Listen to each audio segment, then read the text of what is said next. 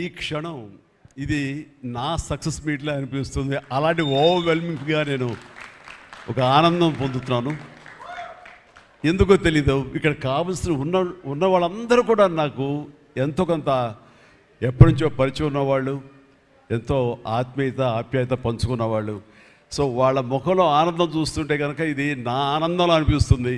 ఈ success meet నా success మీట్లా అనిపిస్తుంది. అండ్ ఇక్కడ గెస్ట్గా రాలేదు, మీలో ఒక పార్ట్గా, మీలో ఒక మీ ఆత్మీయుడిగా ఇక్కడికి వచ్చాను.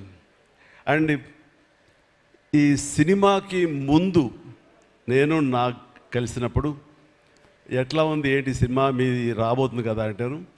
డిఫరెంట్ క్యారెక్టర్ నేను అటెంప్ట్ చేశాను. And Dhanush is a lead character.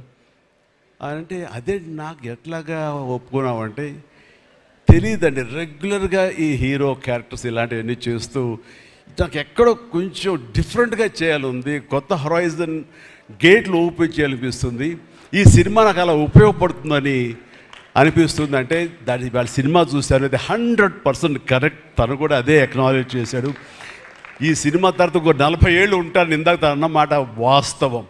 నటుడుగా ఎంత ఎక్కువ కాలం మనం జీవిస్తాం అనేది తప్ప ఒక హీరోగానే పట్టుకొని ఇలాగే ఉండాలి అనుకోవటం అనేది కరెక్ట్ కాదు.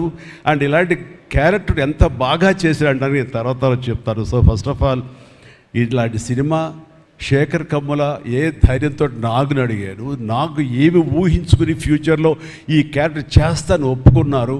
ఇదే ఫస్ట్ సక్సెస్ అని భావిస్తున్నాను ఈ సినిమాకి.